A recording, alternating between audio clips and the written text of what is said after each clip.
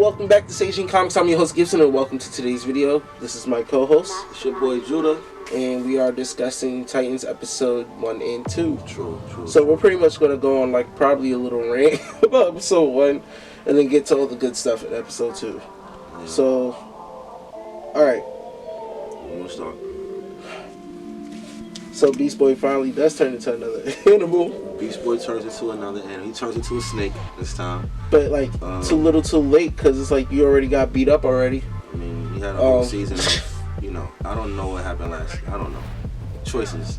Saying they made choices. This whole episode, well, episode 1 was pretty much what we said it was, which is why we didn't rush to do a reaction to that. Yeah. And it was pretty much... We called it again. What should have been the season finale to episode 1, which was tonally different. Yeah. And Raven beats Trigon with pretty much a MacGuffin.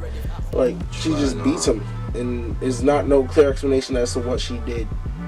And like, she just waved her hand and sent them somewhere, and then like she did the Raven thing. Like, you see the little Raven. It was dope. It was really dope. But I mean, they spent a whole episode doing what? Basically, I don't. Pretty much, the reason I thought they cut off the season was to like make Trigon look like movie level, and so he'd at least look better than Steppenwolf. But he was horrible. Trigon looked terrible. And they should have just stuck to the actor. Yeah, the actor was definitely more menacing. He looked more evil. Like this Trigon, when he's in Trigon form, he's just like... Him walking was just so off. Like the scene with him walking down the steps and then he's touching the mom's face. It's just terrible. It was just awful. Just really, really, really terrible stuff. Like, they wasted their money. Yeah. But she got a jewel though. She got the jewel. I was about to say there is some positives. She's looking super comic book accurate. I mean, TV accurate, comic book accurate, all that. She looks great. Yeah, I would definitely say Raven season 2 design is better. Her hair changed. Her hair definitely changed as a result to all that. So that's pretty dope. We kind of just going on a rant.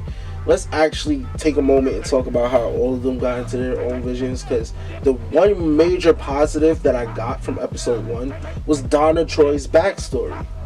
Because that's not Donna Troy's backstory. No, they definitely changed it. They changed her backstory, and it was very interesting. She had a father. She has a father who died in the fire. Yes. And it's... I wonder, is this false memories for her? Well, that's also a possibility. Because, I love our best. We do our best when we talk Titans theories. So, are these false memories of her backstory? It's a possibility. Because Donna Troy is traditionally made out of clay and is a copy of Wonder Woman. It's a possibility. I think that... Or a weapon to be used against her. Actually, that's a fact. So, that's a possibility. I think they might have went with another route, another take to kind of humanize her a little more and just give us something else to latch on to as far as her character. I mean, that would be a good move, but doing exactly what we just said, giving her false memories, gives her more character growth later on. Yeah, So, which one do you think they do? Short term or long term? I don't know. Hopefully, if they're playing for the end game in the long term, you know what I mean? That'll be dope. But either way, I just want to know where they're going with it. I like to see more of her, honestly. Yeah, that was one thing we were definitely happy about, was the more of Donna Troy. We got we're bouncing around a little bit in the episode, but I remember at the end of the episode when they got the tower. They got to the tower, and we saw her in the suit for the first time. And it was pretty dope. It was pretty dope. I'm trying to go through all the visions, because Hank and Dawn's thing was just them taking drugs, which is very sad. Yeah, I didn't expect that one. And he was Trigon was the drug dealer, and in Donna Troy's backstory, he was the ice cream man. Yeah. So he was there the same way he was in the Graces. He's there manipulating, the only two people who didn't have to deal with him were Starfire and Jason Todd. Yeah. Starfire, her vision was her killing Raven, unfortunately. And Jason's was the most interesting to me, besides Donna's. because you had the him versus Dick Grayson fight, you know, the Robin v. Robin fight, and like he shot Dick Grayson with the gun that killed Bruce Wayne's parents, and I feel like that was definitely foreshadowing Red Hood. Absolutely. That's I was like, oh yes, No question about it. yes, that's exactly what I want. I want to see Red Hood. I want to see all these storylines. It's coming. Because we know we getting Roy Harper. Yeah, he's there. Because that's something we get from episode 2. Yeah, facts. We know he exists in their universe. Yeah, absolutely. So I want to see the we have a possibility to get a secondary group that's not Titans, and it could be the Outlaws with Red Hood. I wouldn't say Bizarro, but there might be like maybe Superboy doesn't stay with the Titans.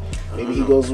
But I meant Arsenal. We haven't even seen Superboy yet, you know. So like that's another thing too. I'm looking forward to seeing. Yeah, but we know you'll have Jason Todd and you'll have Arsenal. We did get Bruce Wayne in this episode, in the first episode, which was very underwhelming. Underwhelming, man. Let's say the positives first, because the scene itself was shot great. It was a great talk. The dialogue was great, and the acting was great. Yeah, we have no problem with him as an actor. The chemistry was great. The chemistry was great as well. Yeah. The problem was that we felt like it was Alfred. He looks like Alfred. He doesn't look like Bruce Wayne, or what we'd expect Bruce Wayne to look like. We expect Bruce Wayne to be a menacing figure, you know, someone who's intimidating. This guy, you know, he looked like he was in his 50s, going into his 60s at least. Yeah.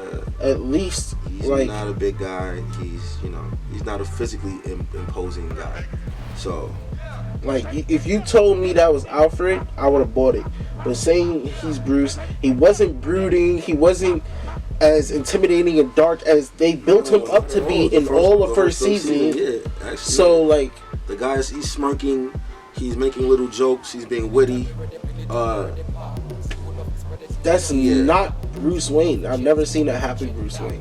Yeah, this guy not that happy. Like this dude was more happy than Batman the animated series. Bruce Wayne. Which is like it's crazy. So because was that. Yeah, that was the thing. You know, the team split apart. Dick takes the new group to Titans Tower, which is in San Francisco, and you know Corey actually goes off with Donna Troy, which leads us into episode 2. Yeah. Where we find out that Hank and Dawn live on a ranch where he's helping this kid rehabilitate himself. Donna and Corey go on an undercover mission to fight Shimmer. Dr. Light. Dr. Light gets freed by Deathstroke. That happened. You know what I'm saying? That happened, yeah.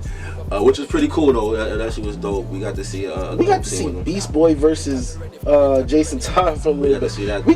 Beast Boy actually looked like he was learning a few things while he was there. Better. He looked like he was in better form. Looked like he ain't just gonna get beat up the whole season. That'd be great. I'm sorry, I was looking. Dr. Light's tattoo was dope. Yes, his tattoos were very dope. Very Avatar style. Super dope. I thought that was a great choice. What else happened? The best thing happened. Rose Wilson. Yes, we got to see. We got our first introduction of Rose Wilson, which is pretty badass. I was just about to say, yeah, it's kind of Winter Soldier-esque. She put in that pain. Like it kind of reminds me of like the Winter Soldier thing a little bit. Like the whole scene with them chasing them on the highway. Yeah. Like, and her coming off the highway, going onto the parking lot, doing the long jump. Yeah, that kind of reminded me of the scene from the beginning of Winter Soldier. Mind you, this is DC. This is Winter Soldier's Marvel. And they have nothing to do with each other. But that was just a really cool scene, and it brought me back to one of my favorite movies. So I'm like, just gave me some reminders. That's great. You know what I mean? She's dope. She's awesome. We learned that she does heal, so she does have the powers of Deathstroke. True. We also know that she's aware of that being her father. And she's also being chased right now by her father. Yes. So, and Dr. Light. And Dick Grayson's trying to bring her in to train her. After the ending of this episode, you know, she's gonna go back to the tower with him. Yeah, we definitely know that. So that's what's gonna happen. And then also, Dr. Light killed the boy that was training. Hank was training. Rehab. It was a crazy scene too. It was sad. He lit him up. That was sad. He lit him up. The effects was dope. Yeah, it really like from him.